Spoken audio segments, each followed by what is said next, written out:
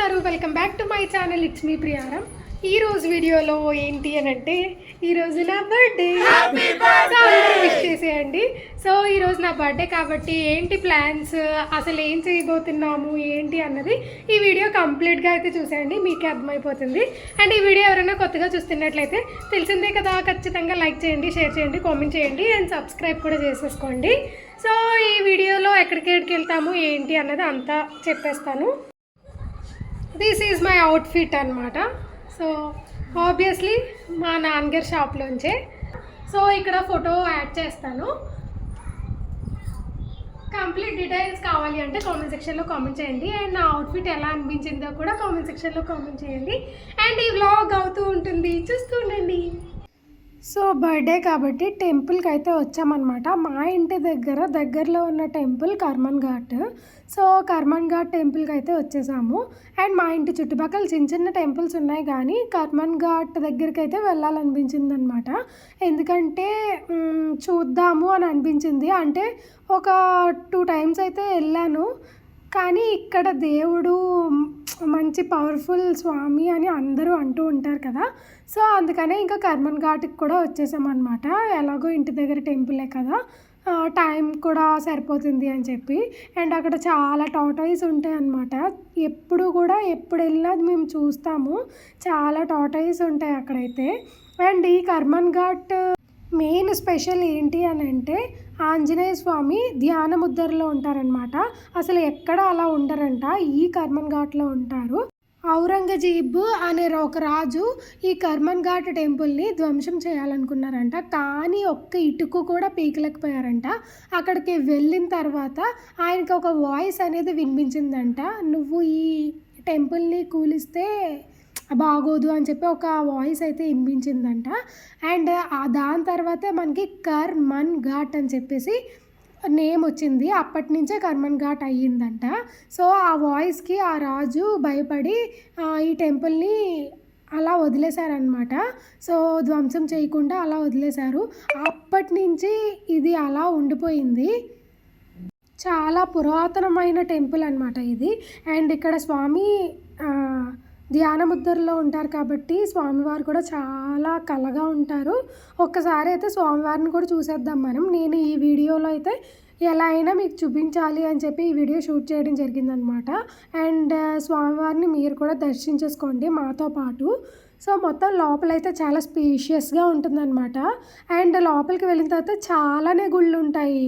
అసలు కృష్ణుడు, రాముడు, ఇంకా లక్ష్మీదేవి, ఇంకా మొత్తం శివుళ్ళు, ఇంకా చాలా టెంపుల్సే ఉంటాయి లోపల.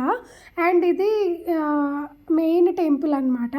అండ్ ఇది గర్భగుడి అని అంటారు కదా, అదనమాట ఆంజనేయ స్వామిది. అండ్ ఇక్కడ ముడుపులు ఫేమస్ అనమాట. సో స్వామివారు అయితే ధ్యాన ముద్రలో ఉంటారు. కిందన్నీ తమలపాకులతో పూజ అయితే జరిగిందనమాట. సో దానివల్ల క్లారిటీగా కనిపించట్లేదు, కానీ స్వామివారు బాగా కనిపిస్తున్నారు. కింద ధ్యాన ముద్రలో ఉన్నది పాదాలు అనేది కనిపిస్తుంది అనమాట యాక్చువల్గా అయితే. అండ్ అక్కడ చూసారు కదా ముడుపులు ఎన్ని ఉన్నాయో లోపల బయట. సో ఇది ఈ టెంపుల్ అనేది మెయిన్గా ముడుపులకి ఫేమస్ అనమాట. సో ఎవరికైనా కోరికలు ఏమన్నా ఉన్నా ఆ కోరిక తీర్చుకోవడానికి ముడుపు అనేది కడుతూ ఉంటారనమాట ఇక్కడ. ఇది బాగా ఫేమస్. అండ్ ఇప్పుడు ముడుపులు చాలా ఎక్కువ అయిపోయినాయి కదా అని చెప్పి ఈ టెంపుల్లో ఏం చేస్తున్నారు అని అంటే, ముడుపులు కానీ మీరు ఏమైనా దక్షిణ ఇవ్వాలనుకున్న దక్షిణం కానీ ఇంకా ముడుపులు బయట కాకుండా హుండీలోనే వేసేయండి అని చెప్పి అక్కడ ఒక బోర్డు అనేది ఉందన్నమాట. సో ఆ బోర్డు పరంగా హుండీలో అయితే వేసేయచ్చు ఇంకా మన ముడుపు.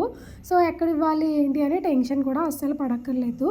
అండ్ ఇక్కడ చాలానే టెంపుల్స్ ఉన్నాయని చెప్పాను కదా, మొత్తం చుట్టుపక్కలన్నీ టెంపుల్సే అనమాట.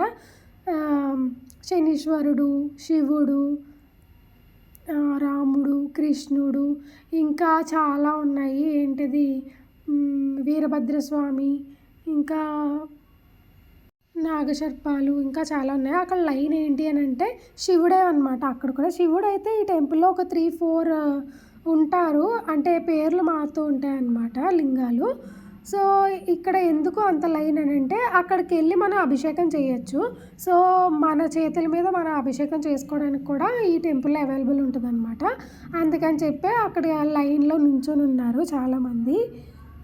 సో మా దర్శనం అయితే కంప్లీట్ అయిపోయింది. మా దర్శనం కంప్లీట్ అయిపోయిన తర్వాత మొత్తం గుళ్ళన్నీ కూడా తిరిగామన్నమాట మేము.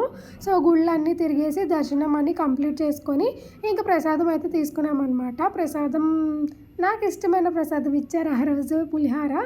సో సాధ్వి కూడా టేస్ట్ చేసిందనమాట. సాధ్వి అసలు బయట అసలు ఏమీ తిందు. సో ప్రశాంతంగా అక్కడ కూర్చొని హాయిగా అనిపించింది. ఇంకా సాధ్వి ఏమో తమ్ముడిని ఎత్తుకుంటా, తమ్ముడిని ముద్దు పెట్టుకుంటా, తమ్ముడిని ఎత్తుకుంటా అని అల్లరి చేసిందనమాట. సో వాడితో అసలు ఎలాంటి ప్రాబ్లం ఉండదు. నాకైతే సాధ్వితోనే మెయిన్ అల్లరి చేస్తుంది అసలు ఎక్కడికి వెళ్ళినా.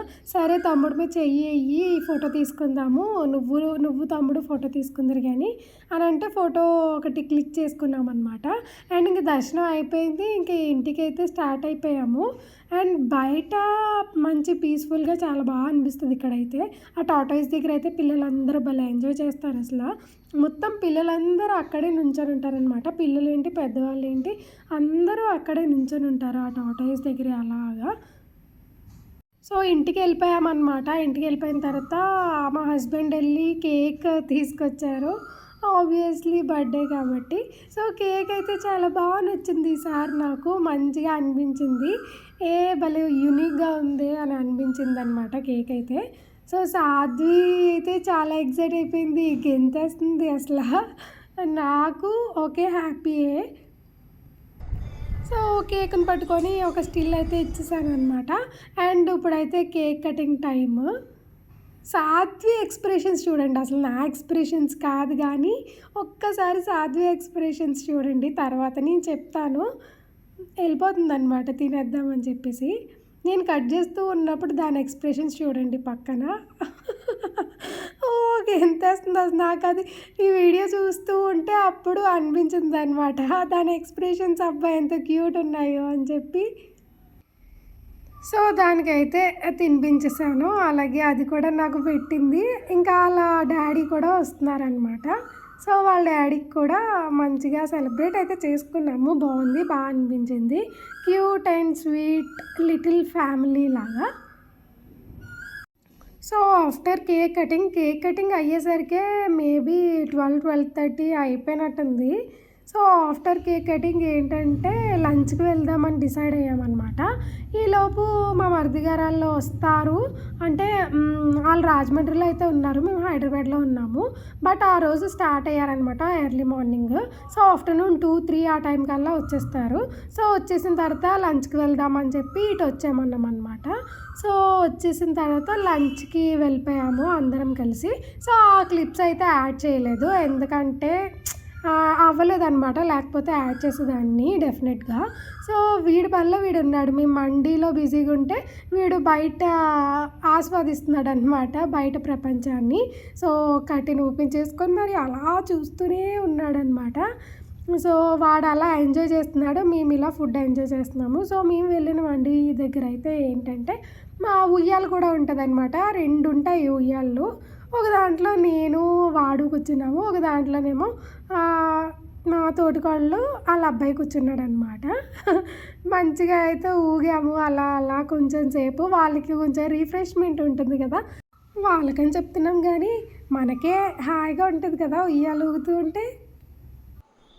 చూశారు కదండి నా బర్త్డే వ్లాగ్. బర్త్డే అయితే మంచిగా సెలబ్రేట్ అయితే చేసేసుకున్నాను.